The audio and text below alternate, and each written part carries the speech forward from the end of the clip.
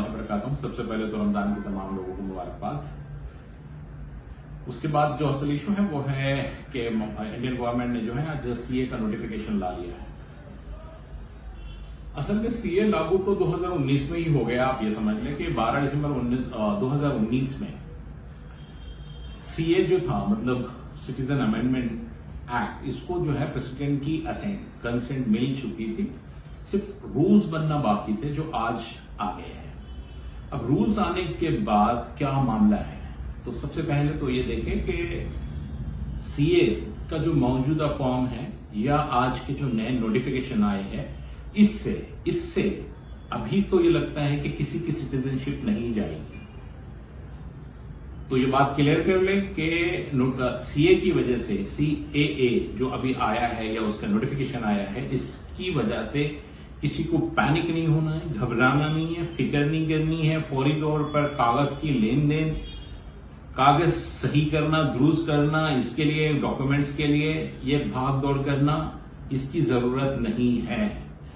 मैं उन लोगों से गुजारिश करना चाहता हूं कि जो लोग लॉ नहीं समझते वो इस मामले में जरा धीरे चले, अपने आप को रोके, कोई ऐसी पोस्ट शेयर ना करे, वीडियोस ना बनाए, आर्टिकल्स ना लिखे। डायरेक्ट बोल रहा हूं कि ना लिखे। अगर आपको कानून नहीं समझता है तो इस पर कमेंट ना करें, क्योंकि लोग आजकल जो है ना हिम्मतें कम देते हैं, डराते ज्यादा है। और मैं सीए के मामले में पहले से भी क्लियर था, अब भी क्लियर है कि इंशाल्लाह इससे मुसलमानों को कोई नुकसान नहीं होगा। अभी के जो नोटिफिकेशन है उसका सिर्फ और सिर्फ जो रूल्स आए हैं वो एक पेज पर बेस्ड है, एक पेज है।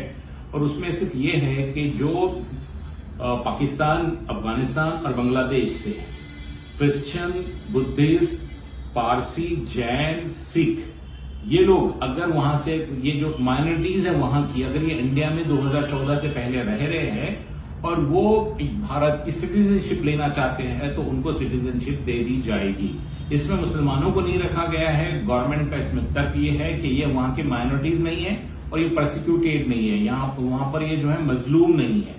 ये सिर्फ ऐसे लोगों को मजलूम मानते हैं जो वहां की माइनॉरिटीज है। तो यहां पर डिस्क्रिमिनेशन है। आर्टिकल 14 का ये वायलेशन तो बहरहाल है, जिसके खिलाफ 140 पिटीशन सुप्रीम कोर्ट में पेंडिंग है। तो कानूनी लड़ाई तो इसके मामले में लड़ी जाएगी। उसी के साथ ही साथ जो है रोड पर के पिछले मरतबा लोगों ने लड़ा था, अभी भी स्ट्रेटजी बनेगी, जो भी होगा होगा।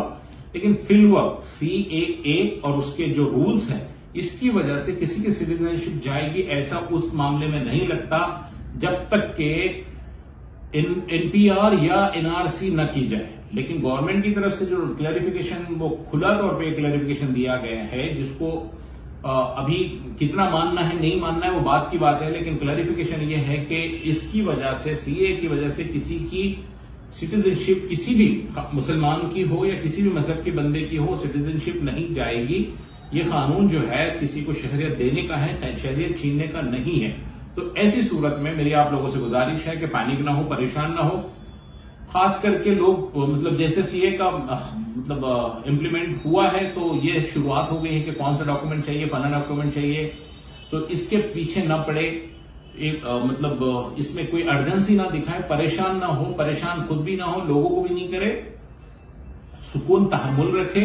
इंशाअल्लाह इसके अंदर किसी की कोई सिटीजनशिप नहीं जाएगी, किसी को परेशानी नहीं होगी।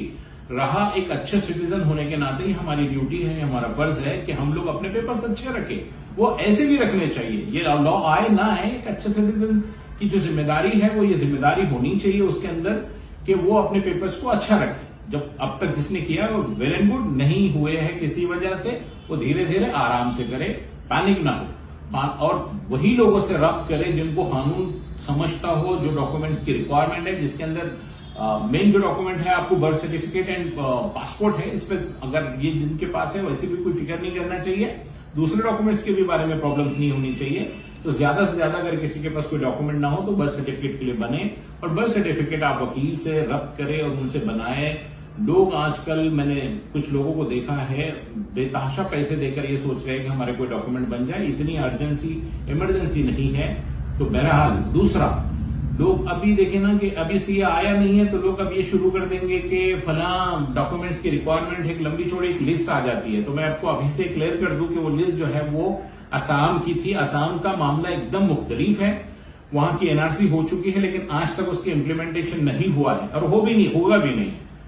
آج تک 19 لاکھ لوگ باہر نکلے ہیں لیکن آج ایک بندہ بھی وہاں پر جو ہے ڈیٹینشن سینٹر میں نہیں ہے. کچھ لوگ ہیں جو پرانی ویڈیوز ڈیٹینشن سینٹر کے لا کے ڈالتے ہیں لیکن جو NRC آسام کی ہوئی تھی اس کے اندر کسی کو بھی اب تک ڈیٹینشن سینٹر میں نہیں ڈالا گیا, مطلب وہ امپلیمنٹ نہیں ہوا ہے.